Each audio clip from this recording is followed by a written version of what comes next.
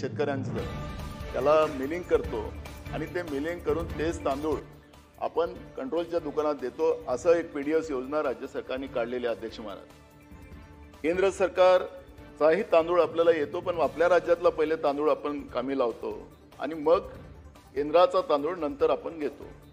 अध्यक्ष महाराज, रिसायकलिंगमध्ये ग्राहकाजवळ म्हणजे त्या ग्राहक म्हटलं की ज्याला त्या गरीब माणसाला आपण तांदूळ देतो, त्याचा तांदूळ पुन्हा राईस मिलकडे जातो आणि हे तांदूळ जे असतात, जे धान्य आपण शेतकऱ्यांकडून घेतो त्यातलं धान्य नसतात, हे तांदूळ ते नसतात।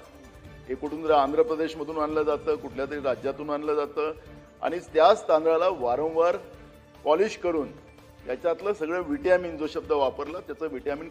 अध्यक्ष महाराज, सत्ता पक्षाचे आमदार जे सांगतात ते सत्य आहे अध्यक्ष महाराज।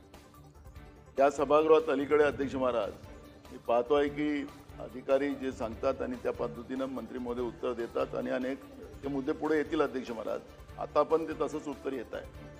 ही वस्तुस्थिती आहे अध्यक्ष महाराज की खरं तर मी त्या भागातलाच आहे, त्याच्यामुळे तांदूळ आणि त्याच्यावरची प्रक्रिया या सगळ्या गोष्टी मला जवळून माहिती आहेत आणि ते मंत्री महोदयालाही माहिती आहे। ते काही मागच्या काळात ते फूड अँड सप्लाय मिनिस्टर होते, आता ते नवीन झाले, त्यांना त्यांचा अनुभव जास्त आहे। स्वतः बघायला आले होते तिकडे।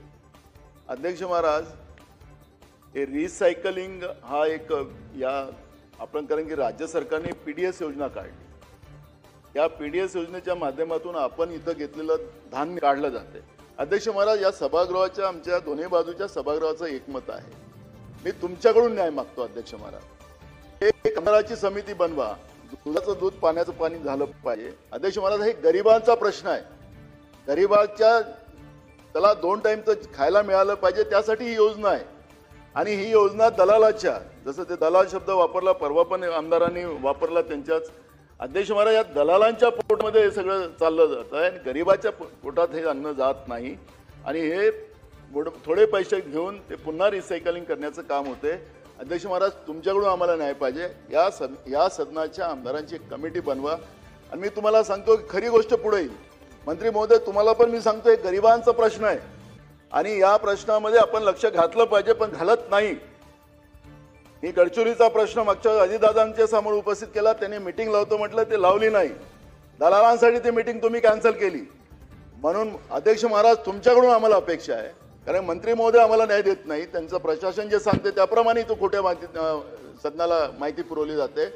वस्तुस्थिती जाणून घ्यायची असेल त्या सदनाच्या दोन्ही भागातल्या आमदारांची एक कमिटी बनवा अध्यक्ष महाराज, तुमच्या अध्यक्षतेखाली तुम्हाला खऱ्या गोष्टी पुढे येतील आणि महाराष्ट्रामध्ये हा काळा गोरखधंदा तांदळामध्ये चाललेला आहे आणि गरिबांच्या पोटाला कसं हे चिमट्या लावतात आहेत ते आपल्याला खरी वस्तुस्थिती कळेल आणि म्हणून अध्यक्ष महाराज, मला तुमच्याकडून अपेक्षा आहे, यांच्याकडून नाही।